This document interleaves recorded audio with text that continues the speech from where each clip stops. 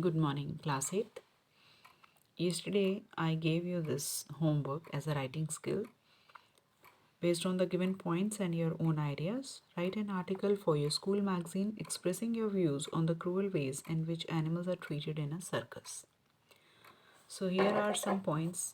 On the basis of these points, you have to elaborate these points into a paragraph. So, I have written a paragraph for you.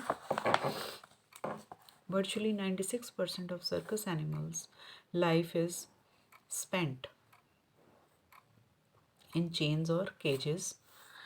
During the off season, animals used in circuses may be housed in small traveling crates. Traveling circus life is likely to have a harmful effect on animal welfare. You write these in notebooks, okay? Notebook में करना है आपने ये.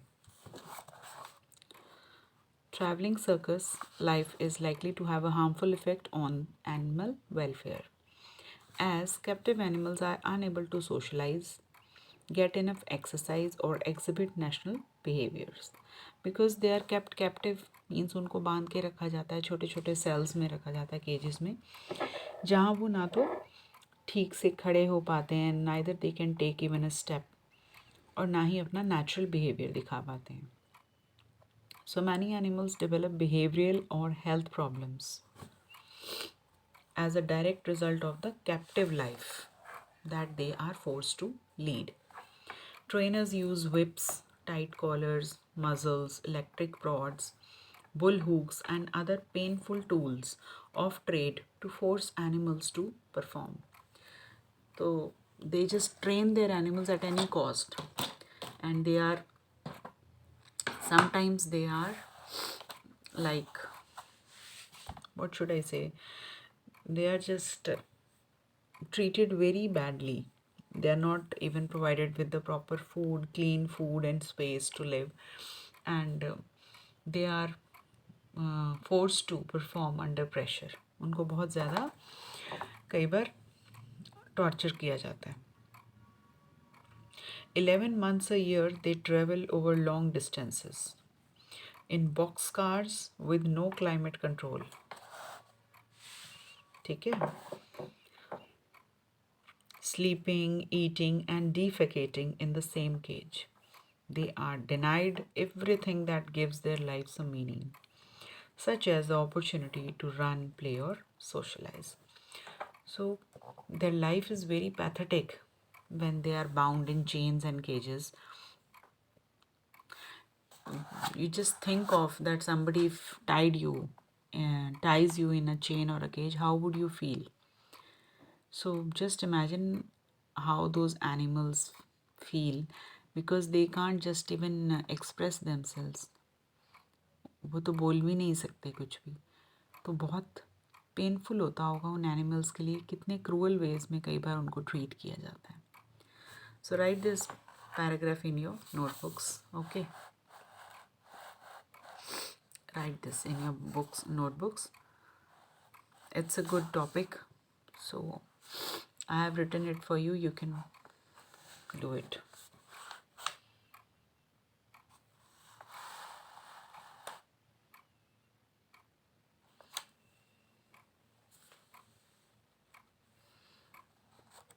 Now we move to the next chapter. Our unit 6, and unit 6 है हमारी environment. Environment unit 6 and our section 2, environmental degradation. Now what is environmental degradation? Environment, you know what is environment, what is our environment. It consists of all the living beings, plants, animals, and everything. That is our environment. Environmental degradation, degradation means going down. जब कोई चीज़ degrade हो रही है means नीचे जा रही है. तो जो हमारी एनवायरनमेंट है वो डिग्रेड हो रही है. Now we'll read that how it is degrading. The articles Glacier Melting Worldwide and Artificial Glaciers Aid Farmers in the Himalayas reveal how human activities have affected our environment. So as we know that due to global warming, we are hearing about that lot of disturbances going on. Our earth is getting warmer and warmer day by day.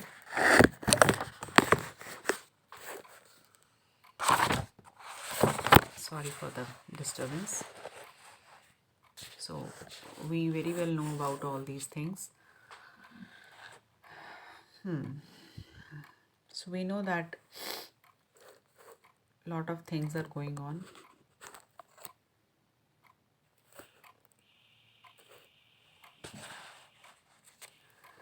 Glaciers are melting due to that our earth is getting warmer day by day. And artificial glaciers aid farmers in Himalayas. Means now some engineers have found a way how to make artificial glaciers that are helpful in harvesting water for their crops. तो ये farmers के लिए बहुत helpful है. They reveal that how human activities have affected our environment. तो जो human being है वो बहुत ज़्यादा nature से खिलवाड़ करने लगा है. मीन्स नेचर को आजकल हम बहुत ज़्यादा अपने तरीके से चलाने की कोशिश कर रहे हैं. We are making it more of man made which God has bestowed with us. We are creating a lot of disturbances in it and we are making a lot of changes in it. And all these things are affecting our environment. Human activities have adverse effects on animal and plant life. So due to all these human activities, they have a very bad effect on animal as well as plant life. Today about 1932 species of animals are facing the danger of their extinction. So due to all these human activities that we are just trying to change it in our own way, all these are leading to they are just posing a danger for many animal species because some of them have are getting extinct and some have already means they are already some are endangered and some are already extinct means they don't live anymore and endangered means उनकी species धीरे धीरे ख़त्म होती जा रही है. So there's a difference between the extinction and endangered. So due to all these things, human activities, animals are facing a lot of extinction problem. To safeguard the life on earth, people must learn to control and adjust the balances in nature that are altered by their activities. So for our survival, we all know, very well know that for our survival, for human being survival, plants and as well as animals, greenery, this planet, this is very important. अगर ये planet है, plants हैं, animals हैं, तो हम हैं. They are not due to us. We are only due to them. Our life depends upon them. Their life does not depend. They can live without us, plants and animals. They can survive. But we cannot survive without them. We have to understand this thing. So to safeguard this life on earth, we must understand and we must control and adjust the balances in nature that we are trying to alter. The following articles highlight the problem of environmental degradation in an authentic way. So here they are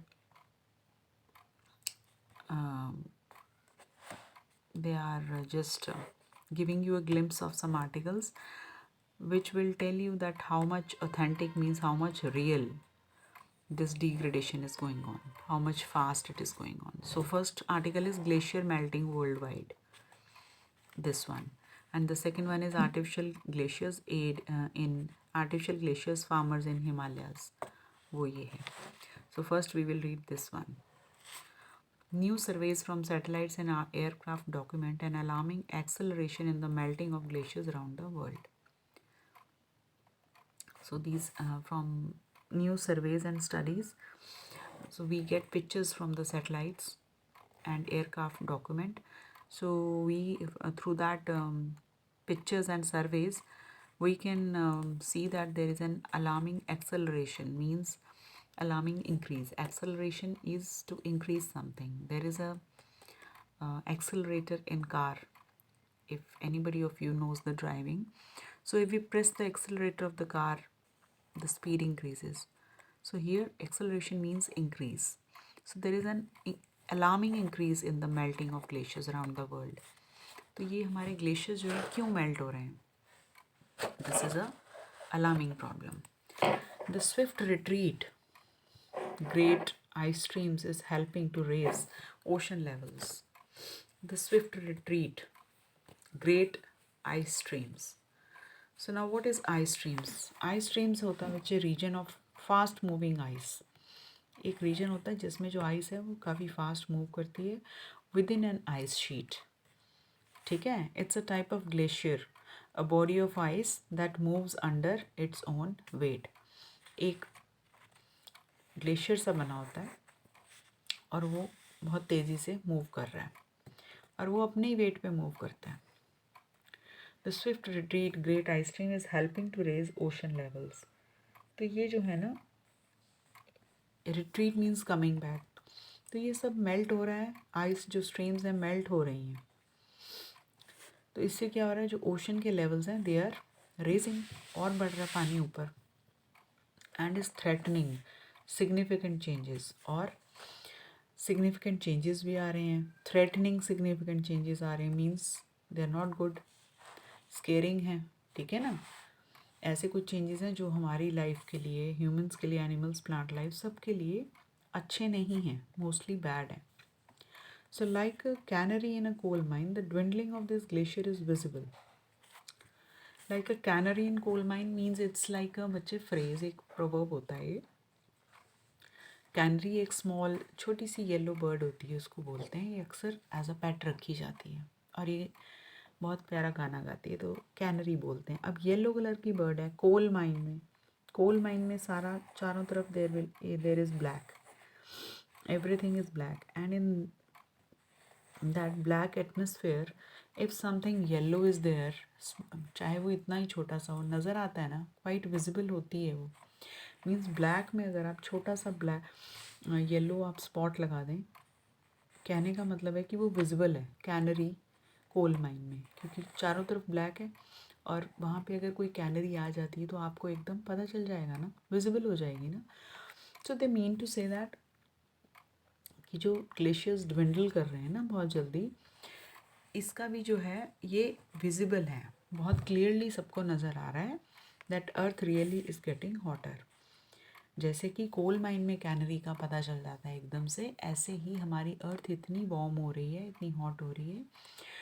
और क्यों हो रही है? क्योंकि glaciers melt हो रहे हैं और ये सबको क्वाइट ऑब्वियस है, मीन्स विजिबल है, सबको दिख रहा है.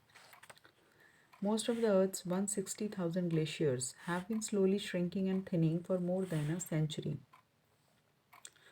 हमारे इतने ग्लेशियर्स जो हैं श्रिंक हो चुके हैं, और थिन मीन्स पतले हो रहे हैं, मेल्ट हो रहे हैं, for more than a century. Century is a time period of 100 years. As the climate warms up from both natural causes and human activity. So, पिछली सेंचुरी से हमारे वो कह रहे हैं more than a century, means century से ज़्यादा, 100 years से ज़्यादा हो चुका है. एंड इन 100 ईयर्स के पीरियड में they are saying that 160,000 glaciers जो हैं धीरे धीरे श्रिंक हो रहे हैं और थिन होते जा रहे हैं. क्यों? Due to climate warms up from both the natural causes as well as the human activity. But scientists say that melting rate has accelerated dramatically since the mid-1990s. And scientists are of the view that they are of the opinion that since the mid of 1990s, this rate has accelerated dramatically, means और ऊपर चला गया, which was the hottest decade in the 1000 years. और decade होता है बच्चे 10 years, 10 year time period of 10 years. ठीक है, ये 10 years होते हैं, ये 100 years होते हैं. So scientists are saying that mid of 1990s was the hottest decade in 1000 years according to the data. उन्होंने जो डेटा निकाला था साइंटिस्ट ने from the ancient ice course and tree rings. Tree के जो हमारी बार्क होती है उससे भी उनको उसकी एज का पता चलता है ना, ट्री की, आपने साइंस में पढ़ा होगा ये. तो साइंटिस्ट ये बोल रहे हैं कि मिड 1990s में काफ़ी ज़्यादा एक्सेलरेट हो गया ये रेट, और वो सबसे हॉटेस्ट डिकेड रहा है, सबसे हॉटेस्ट 10 साल रहा है। So glaciers are shrinking not only in the area but also in thickness.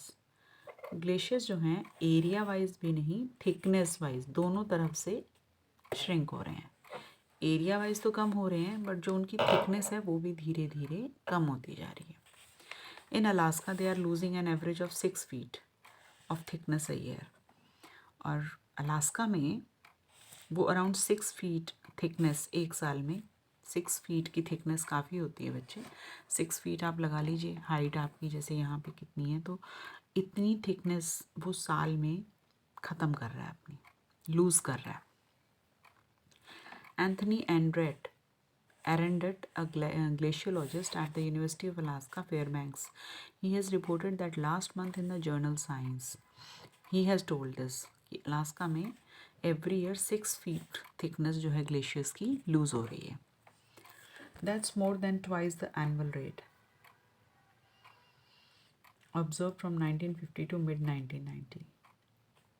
तो जो ये इन्होंने सर्वे किया है ये मोर देन ट्वाइस है, जितना कि 1950 से 1990 में हुआ था, 1990s के बाद ये उतना दोगुना हो गया है, मीन्स बढ़ गया है।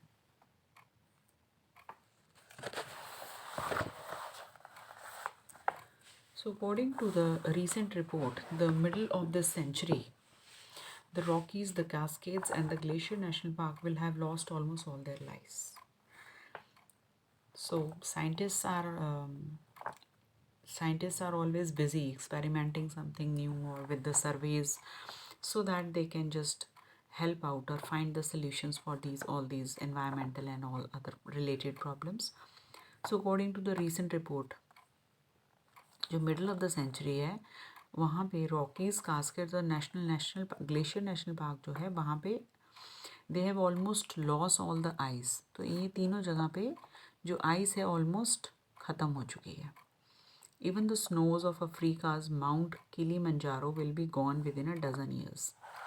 So scientists are saying that within a dozen years means 12. Dozen में कितने होते हैं? 12 होते हैं। तो they are of the view that within 12 years जो अफ्रीका माउंट किलिमंजारो की जो स्नो है वो भी ख़त्म हो जाएगी।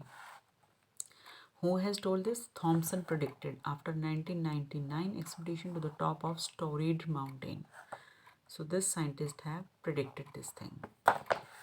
So to measure that the dwindling of the world's glaciers, the US Geological Survey and the NASA are collaborating on a new satellite project called GLIMS. Now what is GLIMS? GLIMS is Global Land Ice Measurement from Space. Okay. Global Land Ice Measurement from Space. So they are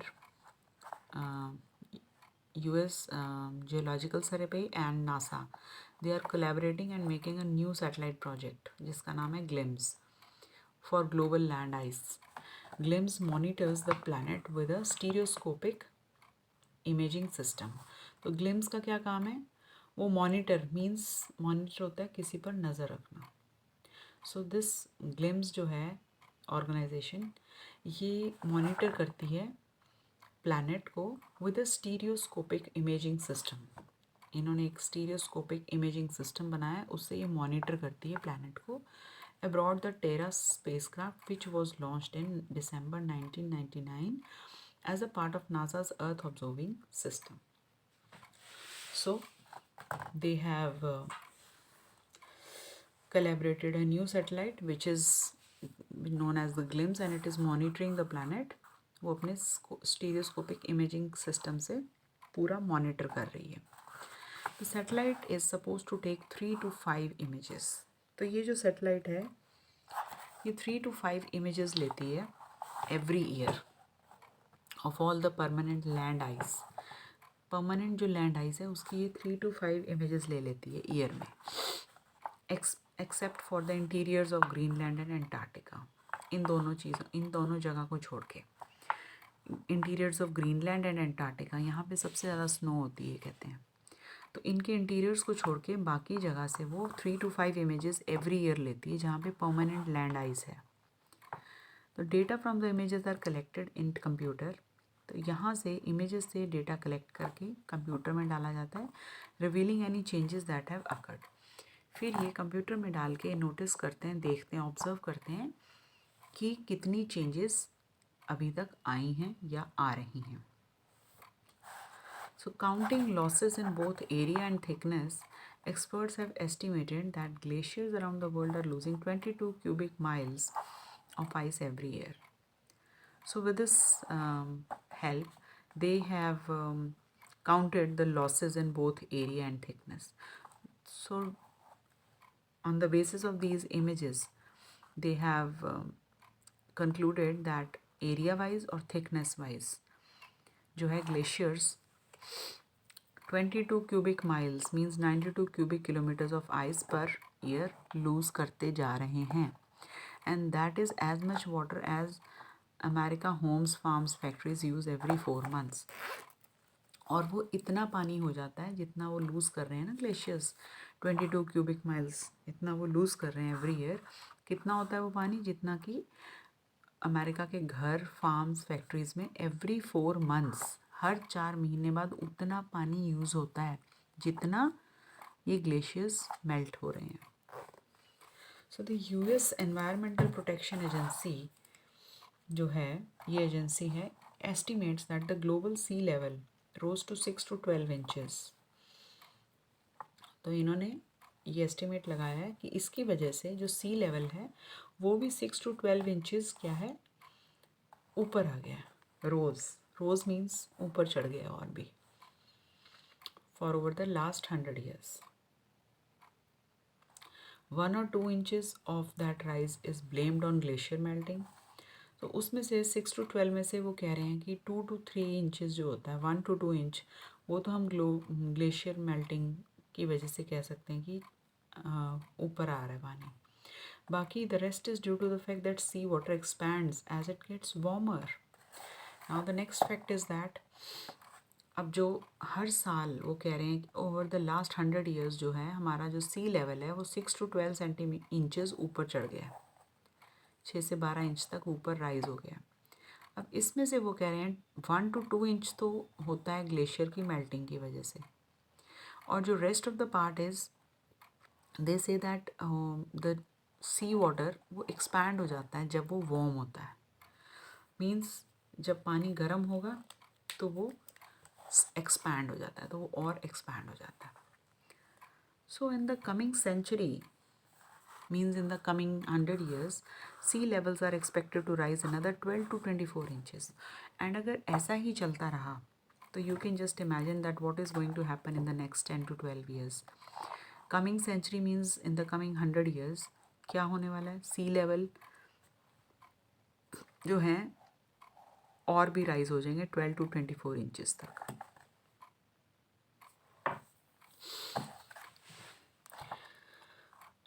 enough to cause devastating flooding. और इसी वजह से जब सी level बढ़ जाएगा या ocean level बढ़ जाएगा तो उसका बच्चे क्या, फिर साइड इफ़ेक्ट्स क्या होते हैं उनके? फ्लड्स तभी आते हैं जब ओवरलोड हो जाएगा। सपोज़ आप एक ग्लास है, उसमें आपने पानी फिल किया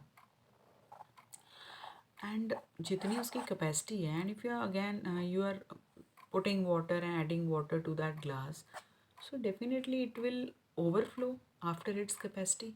जितना ग्लास भरना था भर चुका, उसके बाद अगर आप उसमें और पानी डालेंगे तो वो तो ओवरफ्लो होगा ही ना बच्चे।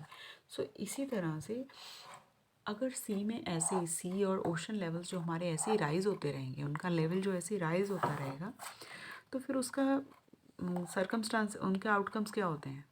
डिवास्टेटिंग फ्लड्स मीन्स बहुत ज़बरदस्त जिसमें नुकसान होता है, कॉजिंग ग्रेट हार्म, ऐसे फ्लड्स आते हैं फिर जिसमें सिटीज़, टाउन्स की टाउन्स उजड़ जाते हैं। Researchers say that there is a bright side also, at least temporarily, to glacial melting. अब रिसर्चर्स ने इसमें से कुछ ब्राइट साइड भी निकाली है। वो कह रहे हैं कि इसका कुछ पॉजिटिव साइड भी निकल रहा है। क्या? ग्लेशियल मेल्टिंग का Cargill pointed out that large amounts of land now covered by ice will be available for agriculture and mining. Researchers ने क्या ब्राइट साइड निकाली है कि जो लार्ज अमाउंट ऑफ लैंड जो थी अभी तक जो किससे कवर्ड थी, आइस से, it will be available for agriculture and mining. Means suppose इतना एरिया आपका आइस से भरा हुआ था, ठीक है, अब उसमें से इतना एरिया जो था वो मेल्ट हो गया, मेल्ट होके पानी बन के नीचे चला गया, अब वो लैंड खाली हो गई ना, वो लैंड फ्री हो गई, तो वो जो लैंड है वो किसके लिए काम आएगी, एग्रीकल्चर के लिए और माइनिंग के लिए।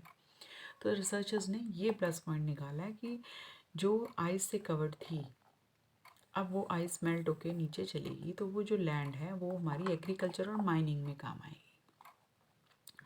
The melting glacier in Alaska is exposing what may be the richest lode of copper ever found in the state. और जो मेल्टिंग ग्लेशियर है अलास्का का, वहाँ पे क्या दिखा रहे हैं कि वो richest load of copper, means वहाँ से अगर वो ग्लेशियर मेल्ट हो जाता है तो वो that land will be the vacant and they can use it for mining or for agriculture purposes, and they are of the opinion that कि जो ये हिस्सा है ना लैंड का अलास्का में, ये richest lode of copper है ever found in the state, means उनकी स्टेट में इससे ज़्यादा वहाँ पे कॉपर का लोड और कहीं नहीं मिला जितना हमें उस पार्ट ऑफ द लैंड में मिलेगा जहाँ पे ग्लेशियर मेल्ट हो रहा है। So while the glaciers last, they supply fresh water for drinking, irrigation, hydropower. जब ग्लेशियर्स अगर रहते हैं बच्चे, last means they are they live they last, अगर वो रहते हैं ठीक वैसे ही, सो व्हाट दे डू, उनका फिर क्या फ़ायदा है, they supply fresh water, fresh water मिलेगा किसके लिए, ड्रिंकिंग के लिए भी मिलेगा, इरिगेशन के लिए भी मिलेगा, हाइड्रो पावर के लिए भी मिलेगा, है ना। So in parts of northern India and western China, northern India के पार्ट्स में और वेस्टर्न चाइना के पार्ट्स में economic development and wellbeing of the populace depend partly on melting glaciers. तो इन दोनों एरियाज़ में, नदर्न इंडिया और वेस्टर्न चाइना में, जो हमारा वेलबींग है ना, मीन्स हमारी सब कुछ ठीक ठाक चले, crops growing, irrigation and all that, populace, it depends partly on melting glaciers. तो वो हमारे हम ये जो एरिया है मेल्टिंग ग्लेशियर्स के ऊपर ही डिपेंड कर रहा है, इनकी वेलबींग, इनकी खुशहाली किस पे डिपेंडेंट है, मेल्टिंग ग्लेशियर्स पे। So when the glaciers are gone, some decades from now, the water supply will be diminished. Now you can just imagine.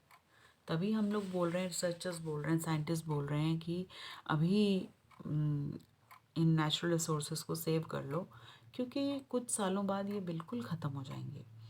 और वही बात उन्होंने बोली कि जब ये ग्लेशियर्स ख़त्म हो जाएंगे कुछ डिकेड्स के बाद, मीन्स कुछ कह लीजिए आप 10, 20, 30, 40 सालों के बाद, from now water supply will be diminished. जब ग्लेशियर्स धीरे धीरे मेल्ट हो रहे हैं, पानी में बनते जा रहे हैं, और हम लोग पानी का इतना मिसयूज़ करते हैं, नेचुरल रिसोर्स है ना बच्चे, हम लोग उसकी वैल्यू नहीं करते, तो एक दिन पानी भी बिल्कुल ख़त्म हो जाएगा। जैसे ग्लेशियर्स ख़त्म हो रहे हैं ऐसे हमारा पानी भी ख़त्म हो जाएगा। So it is a very alarming situation बच्चे, that glaciers are melting worldwide and it can pose a very serious danger for the survival of human being। क्योंकि हम लोग तो जो human beings का survival है, it totally depends upon natural resources। हम उनके बिना survive ही नहीं कर सकते। We need water, that is also a natural source। We need fresh air, that is also provided by the plants and trees। and हम जानते हैं कि हम प्लांट्स और ट्रीज़ का भी क्या हास्य कर रहे हैं, lot of deforestation is going on. हम लोग पेड़ छोड़ कहाँ रहे हैं। We need each and everything, we need food, we need water, we need air, we everything we need that we get from the nature. और अगर हम ऐसे ही नेचर के साथ ऑल्ट्रेशन करते रहे, अपनी मनमर्जियाँ करते रहे अपनी ह्यूमन एक्टिविटीज़ से, so one day will come that we all will be finished. Human ख़त्म हो जाएगा यहाँ से, ह्यूमन बींग्स ख़त्म हो जाएंगे धीरे धीरे, क्योंकि हमारा जो सर्वाइवल है it totally depends upon the natural resources and natural things. So we have to take care of all these things.